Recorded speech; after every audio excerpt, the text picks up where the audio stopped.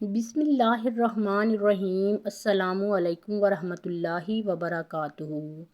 اللہ تبارک و تعالیٰ نے انسان کو ایک عظیم مقصد کے تحت پیدا فرمایا۔ انسان کی تخلیق محض کھیل تماشا نہیں بلکہ ایک امتحان ہے۔ اللہ تعالیٰ نے اس دنیا کو عارضی ٹھکانہ بنایا جہاں ہر انسان کو کچھ وقت کے لیے بھیجا گیا تاکہ وہ اپنے اعمال کے ذریعے یہ ثابت کرے کہ وہ اپنے رب کی اطاعت کرتا ہے یا نافرمانی۔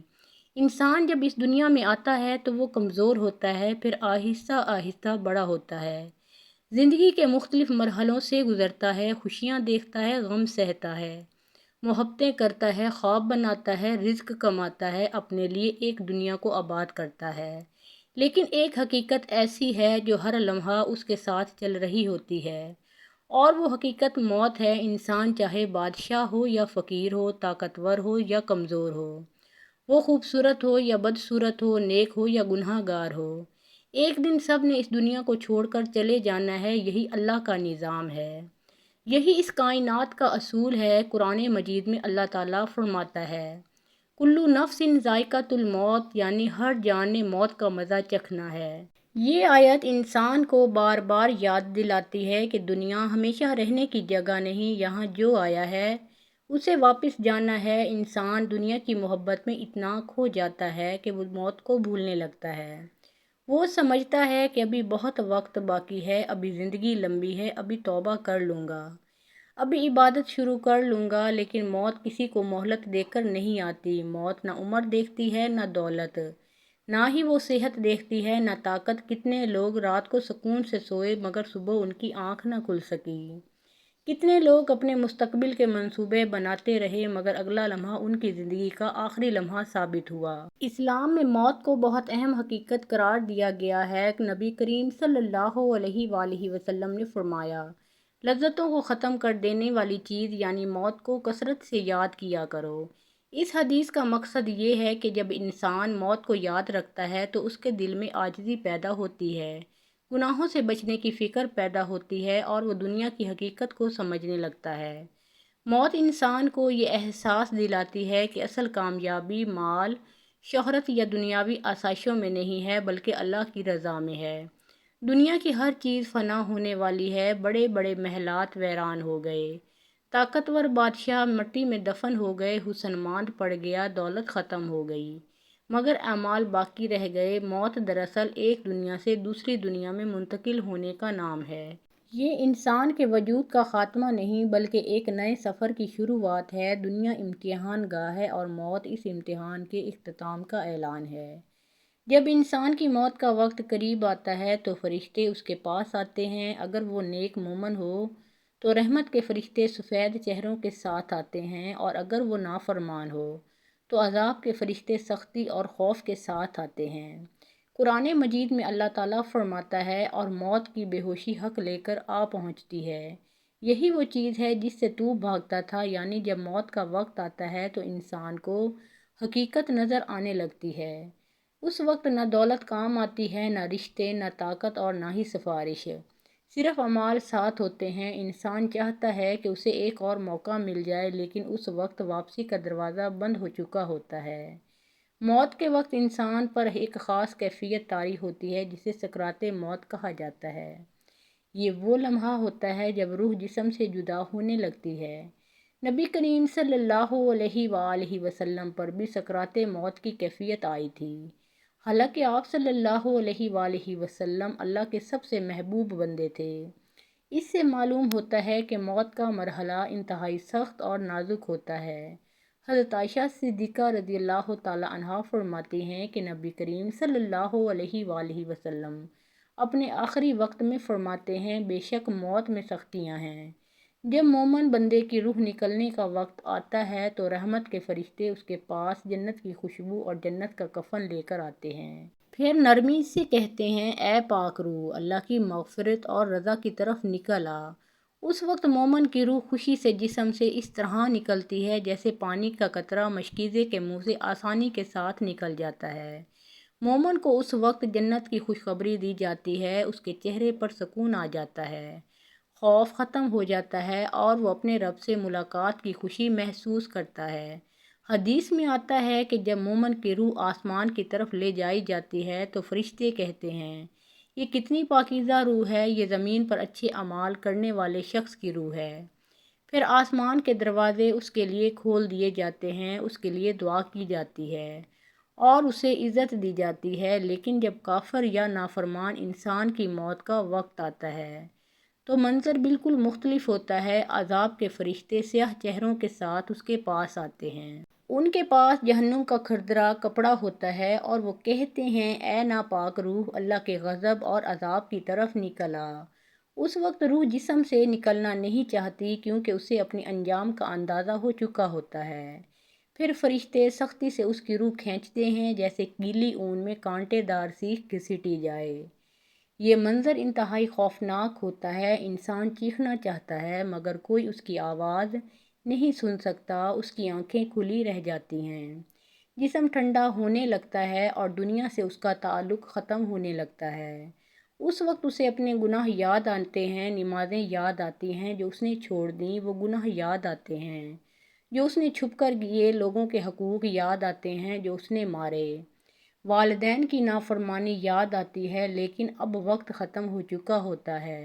قرآن مجید میں اللہ تعالیٰ فرماتا ہے، اور اگر تم دیکھو جب ظالم لوگ موت کی سختیوں میں ہوتے ہیں اور فرشتے اپنے ہاتھ بڑھا رہے ہوتے ہیں کہ نکالو اپنی جانیں، آج تمہیں ذلت کا عذاب دیا جائے گا۔ یہ آیت موت کے وقت کافر اور ظالم انسان کی بے بسی کو بیان کرتی ہے۔ وہ دنیا میں اپنے آپ کو بہت طاقتور سمجھتا تھا مگر موت کے وقت سب ختم ہو جاتا ہے۔ موت کے بعد انسان عالم برزخ میں داخل ہو جاتا ہے۔ یہ دنیا اور آخرت کے درمیان ایک مرحلہ ہے۔ قبر انسان کی پہلی منزل ہے۔ اگر قبر کا مرحلہ آسان ہو گیا تو آگے کے مراحل بھی آسان ہوں گے، اور اگر قبر کا مرحلہ سخت ہو گیا تو آگے کی منزلیں اور زیادہ سخت ہوں گی۔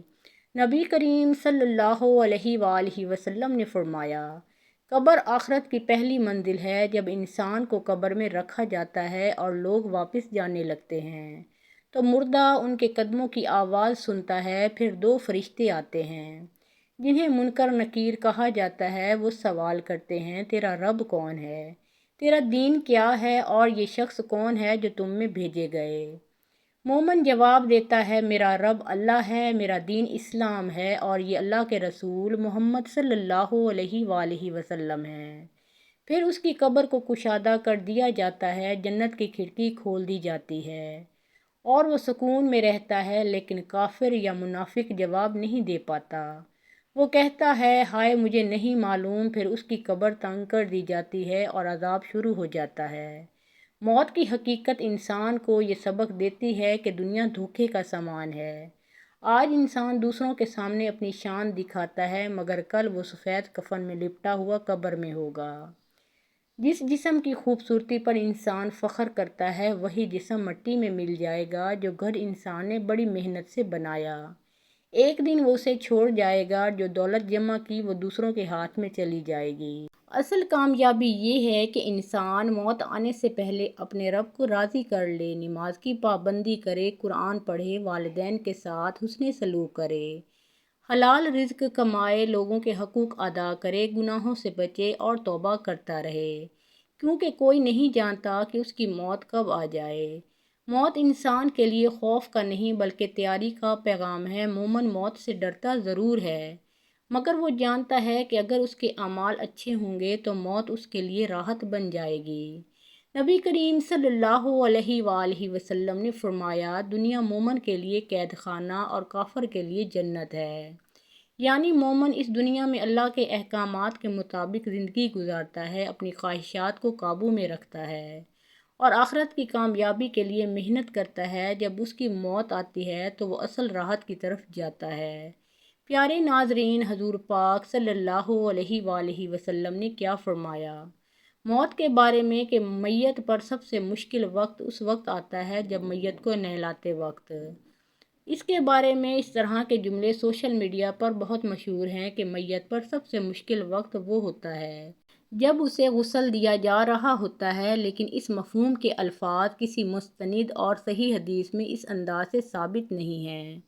اس لیے ایسی بات کو حدیث نبوی صلی اللہ علیہ وآلہ وسلم کہہ کر بیان کرنا درست نہیں جب تک اس کی مستند دلیل موجود نہ ہو۔ البتہ اسلام میں میت کے غسل، کفن اور تدفین کے مرحلے کو بہت اہم اور عبرت والا وقت ضرور بتایا گیا ہے۔ علماء کرام فرماتے ہیں کہ موت کے بعد انسان ایک نئی دنیا یعنی عالم برزخ میں داخل ہو جاتا ہے۔ اس لیے یہ لمحے انتہائی نازک ہوتے ہیں، اسی وجہ سے میت کے ساتھ احترام، نرمی اور دعا کا حکم دیا گیا ہے۔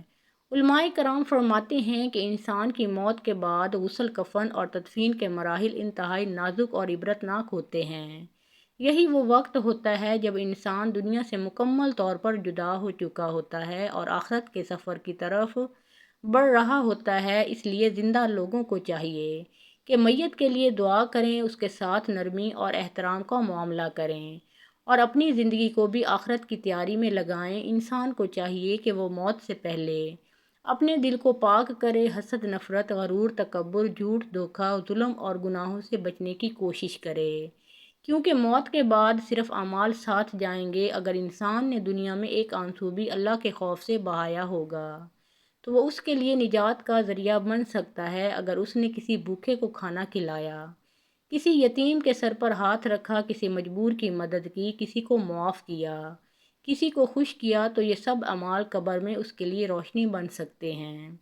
موت کا ذکر دل کو نرم کرتا ہے۔ جب انسان قبرستان جاتا ہے، قبروں کو دیکھتا ہے تو اسے احساس ہوتا ہے کہ ایک دن وہ بھی اسی طرح مٹی کے نیچے ہوگا۔ وہاں نہ موبائل ہوگا، نہ دوست اور نہ ہی دنیا کی رونقیں ہوں گی۔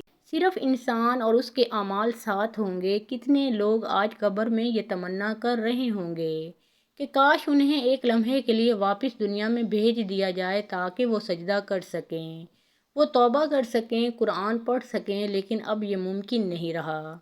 آج ہمارے پاس وقت ہے، سانسیں ہیں، موقع ہے، اس لیے ہمیں چاہیے کہ اپنی زندگی کو اللہ کی رضا کے مطابق گزارنے کی کوشش کریں۔ اللہ تعالی ہم سب کو موت کی حقیقت سمجھنے کی توفیق عطا فرمائے، ہمیں نیک اعمال کرنے والا بنائے، سکرات موت کی سختیوں کو آسان فرمائے، قبر کے عذاب سے محفوظ رکھے اور ایمان کی حالت میں موت عطا فرمائے۔ آمین یا رب العالمین۔ اے اللہ ہم سب پر اپنا خاص کرم فرما، ہمارے دلوں کو ہدایت اور ایمان کی روشنی سے بھر دے، ہمیں غفلت کی زندگی سے نکال کر اپنی اطاعت والی زندگی عطا فرما۔ یا اللہ جب ہماری موت کا وقت آئے تو ہمیں ایمان کی حالت میں دنیا سے رخصت فرمانا، ہمارے آخری الفاظ لا الہ الا اللہ محمد الرسول اللہ صلی اللہ علیہ وآلہ وسلم نصیب فرمانا۔ سکرات موت کی سختیوں کو ہم پر آسان فرما، ہماری روح کو سکون، رحمت اور آسانی کے ساتھ قبض فرمانا۔ اے اللہ ہمیں ان گناہوں سے بچنے کی توفیق عطا فرما جو تیرے غضب کا سبب بنتے ہیں۔ یا رب العالمین ہمیں نماز کا پابند بنا، قرآن سے محبت عطا فرما، سچی توبہ نصیب فرما، والدین کی خدمت کرنے والا بنا، حلال رزق عطا فرما، جھوٹ، ظلم، حسد، تکبر، غیبت، دھوکہ اور ہر چھوٹے بڑے گناہوں سے محفوظ فرما۔ کیونکہ یا اللہ ہم جانتے ہیں کہ جو انسان دنیا میں تیرے قریب رہتا ہے، تیری یاد میں زندگی گزارتا ہے، حلال حرام کا خیال رکھتا ہے، لوگوں کے حقوق ادا کرتا ہے، دوسروں کو تکلیف نہیں دیتا اور دل سے توبہ کرتا رہتا ہے، اس کی روح آسانی اور سکون کے ساتھ نکلتی ہے۔ لیکن جو شخص گناہوں میں ڈوبا رہتا ہے، نمازیں چھوڑ دیتا ہے، لوگوں کا حق مارتا ہے، ظلم کرتا ہے اور توبہ سے دور رہتا ہے، اس کے لیے موت کا وقت بہت سخت ہو سکتا ہے۔ اے اللہ ہمیں ایسا بنا دے کہ فرشتے ہماری روح کو رحمت کے ساتھ لے جائیں، ہماری قبر کو جنت کے باغوں میں سے ایک باغ بنا دے اور قیامت کے دن ہمیں اپنے محبوب صلی اللہ علیہ وآلہ وسلم کی شفاعت نصیب فرما۔ آمین یا رب العالمین۔ دوستوں اگر آپ کو یہ ویڈیو معلوماتی اور دل کو جھنجھوڑ دینے والی ہو تو اسے زیادہ سے زیادہ دوسروں تک ضرور شیئر کریں۔ ہو سکتا ہے یہ ویڈیو کسی غافل دل کو اللہ کی طرف لوٹا دے، کسی گناہگار کی توبہ کا سبب بن جائے، کسی انسان کی نمازیں شروع ہو جائیں یا کسی کے دل میں آخرت کی فکر پیدا ہو جائے۔ یاد رکھیں دین کی ایک بات آگے پہنچانا بھی بہت بڑا ثواب ہے۔ نبی کریم صلی اللہ علیہ وآلہ وسلم نے فرمایا جو شخص بھلائی کی طرف رہنمائی کرے اسے بھی اتنا ہی اجر ملتا ہے جتنا عمل کرنے والے کو ملتا ہے۔ اس لیے اس ویڈیو کو اپنے دوستوں، رشتہ داروں، واٹس ایپ گروپس اور سوشل میڈیا پر ضرور شیئر کریں تاکہ یہ آپ کے لیے صدقہ جاریہ بن جائے۔ ہو سکتا ہے کل قیامت کے دن یہی ایک نیکی آپ کی بخشش کا ذریعہ بن جائے۔ اللہ تعالی ہم سب کو دین کی بات سمجھنے، اس پر عمل کرنے اور دوسروں تک پہنچانے کی توفیق عطا فرمائے۔ آمین یا رب العالمین۔